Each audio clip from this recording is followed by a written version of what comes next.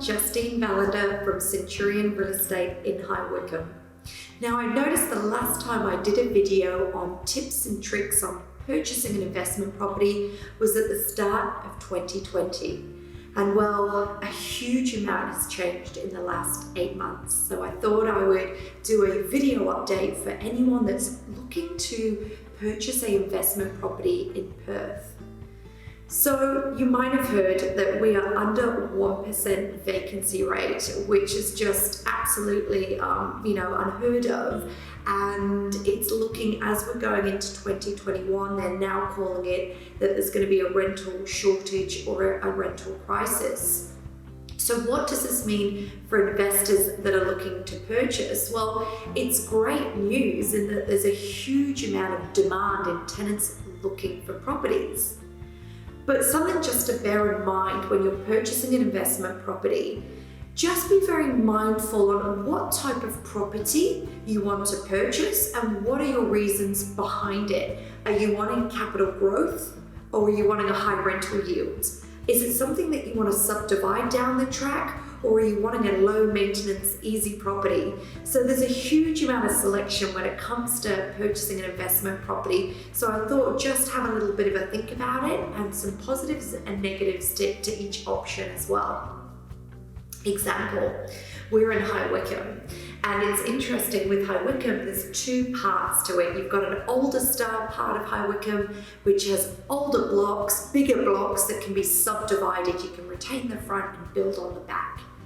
These older properties do tend to come with a lot of work though. Maintenance, you've got to, make sure that sometimes it needs a revamp and some renovation. So you are putting a lot of capital in there to get the property up to standard.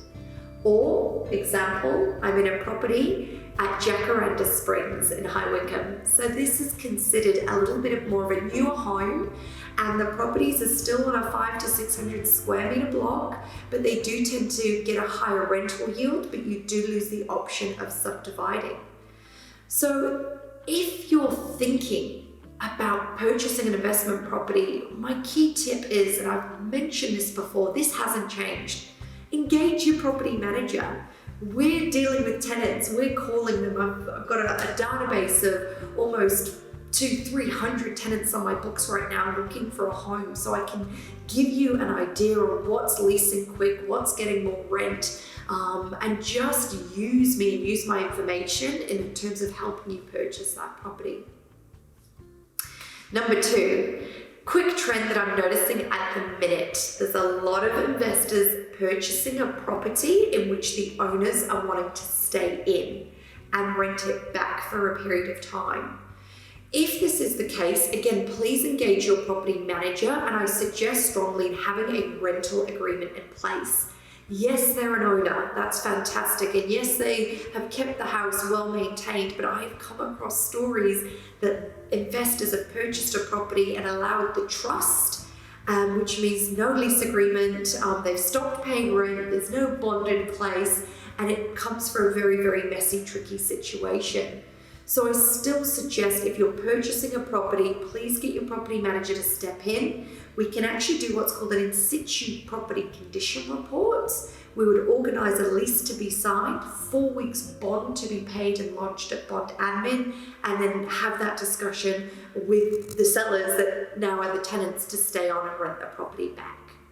So the third tip is that if you've purchased a property, an investment property, there's an option about advertising it prior to settlement. So what that means is that you're speaking to the sales rep, I suggest strongly to put it in your offer and acceptance form, that the seller allows you permission to advertise and use their photos for the purpose of finding tenants.